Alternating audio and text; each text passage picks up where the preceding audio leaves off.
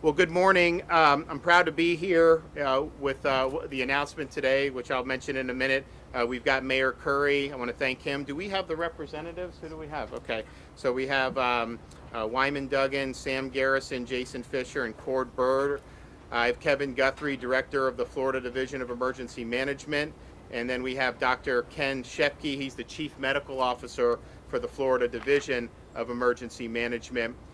One of the things that we're seeing, you go back a couple months, obviously there'd been a big vaccination drive in Florida. We've done almost 4 million senior citizens, really focused on the seniors and the at-risk population. You saw that throughout the country. There was the hope, we fully expected that to provide protection against severe illness, but there was also the hope that that potentially would create an effective shield of immunity to make it so that infection waves were not going to be as significant as we had seen in the past. I think on the former, if you talk to any of the hospitals throughout the state of Florida, I think they will tell you that the overwhelming majority of the people that they are admitting into their hospitals for COVID are people that had not been vaccinated, that the vaccinated population is less likely to be admitted into the hospital if they get infected, and we are seeing breakthrough infections. And so from that perspective, preventing severe clinical outcomes, we've seen a lot of protection for a lot of vulnerable people, and that has made a big difference. Now, what you haven't seen is widespread vaccination limiting waves. It's not just in Florida or the whole South, it's all across the world. You look at Israel, they're one of the most vaccinated countries on planet Earth, and they're having their biggest wave of infections that they've had throughout the whole pandemic. Obviously, Florida, other Sunbelt states, but even like Hawaii, very vaccinated. We're the most vaccinated state in the Southeast, and we've got over 85% of seniors fully vaccinated.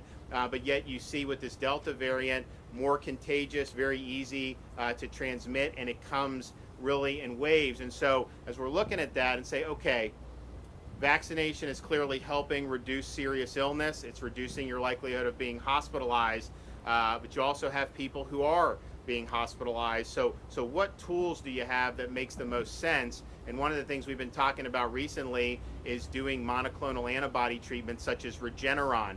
We've done that in different hospital systems have done it. They're doing it here in Northeast Florida. But it was something that the more we talked about it, the more people had questions. A lot of people had not even heard of it.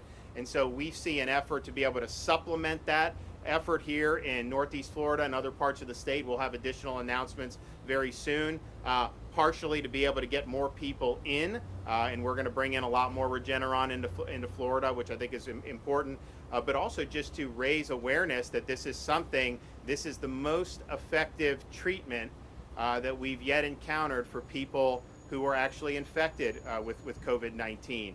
And the way it works, I mean, the core group of people that benefit from this are folks that are at the most high risk for severe illness from COVID-19. So elderly people that have certain comorbidities, kidney problems, diabetes, morbid obesity, immunocompromised.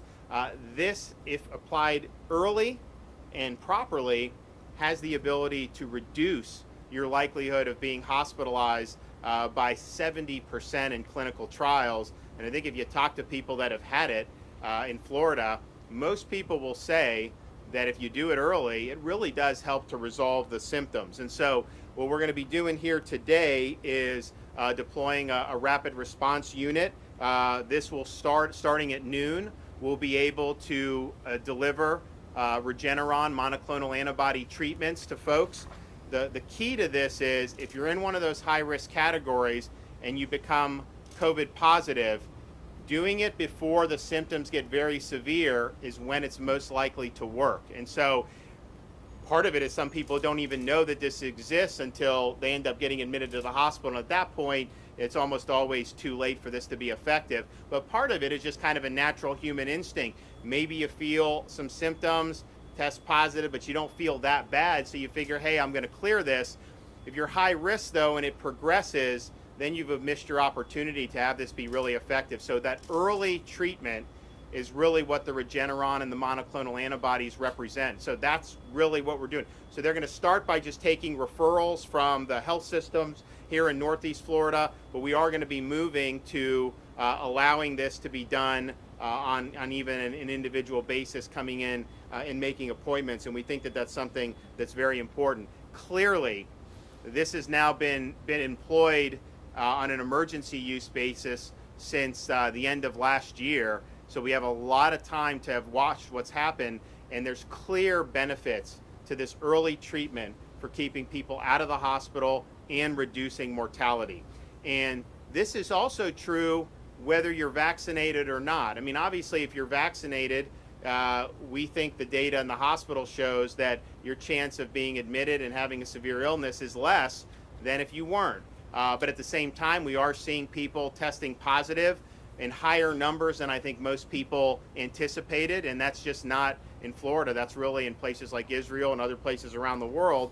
So if you're vaccinated or unvaccinated, if you're in those high-risk groups, you can still do the monoclonal antibody. The only issue I think that doctors would tell you is if you're not vaccinated, high risk, you come in, you get infected, come in and get it, absolutely. You get the treatment.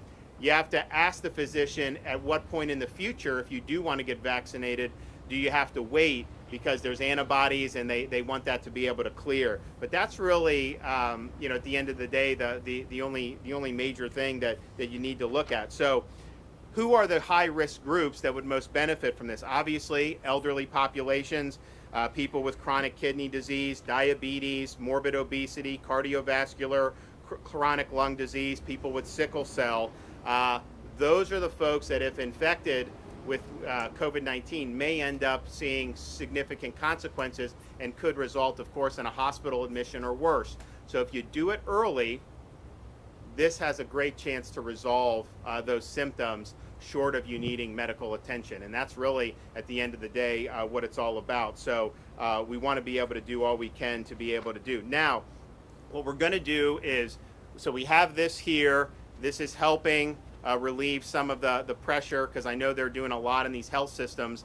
So this is supplementing that, and we'll expand as needed. And really, it's just a matter of you can do it through IV or you could do it subcutaneously. If you do it subcutaneously, it's easier to do, so you can probably get more people through if you have the appropriate setup. So we're going to be expanding as much as we can, and we may use other footprints in Jacksonville. And then we're also looking beyond and throughout the state of Florida. There's websites. HHS has a website, for example, about where you can get monoclonals. The problem is, if you go on it, some of these places, some of them have it, but they just aren't administering it, and others don't necessarily have it. So what we're looking at is, are there gaps in certain parts of Florida where we can bring some of these mobile units and then be able to offer this to folks who get infected in early treatment. And I think this is going to be something that has just got to become part of the standard of care as you go forward. This is going to be with us for a long time. I mean, I hear these politicians say they're going to conquer it and end it. It's not going to be eradicated, as we've seen. Has different iterations. The vaccines obviously are helping people avoid severe outcomes, but you're going to continue to have this, go in the different patterns. So understand, if you're in those risk groups, that this is really something that you need to be thinking about if you end up with a positive test. So we're going to be doing that. We're also going to be doing strike teams to be able to bring it into nursing homes if you have some nursing home infections. And we've seen that. Nursing home residents were some of the first people to be vaccinated, and I think you saw a huge decline in cases in nursing home residents, but you are seeing more of that now in different places. And so if you do have somebody test positive, obviously you can help that resident. You can also use it as prophylaxis. So if there's 6 other nursing home residents, maybe none of them have tested positive yet, you can go in and offer the Regeneron to them, and that's proven to help them avoid infection entirely if you're able to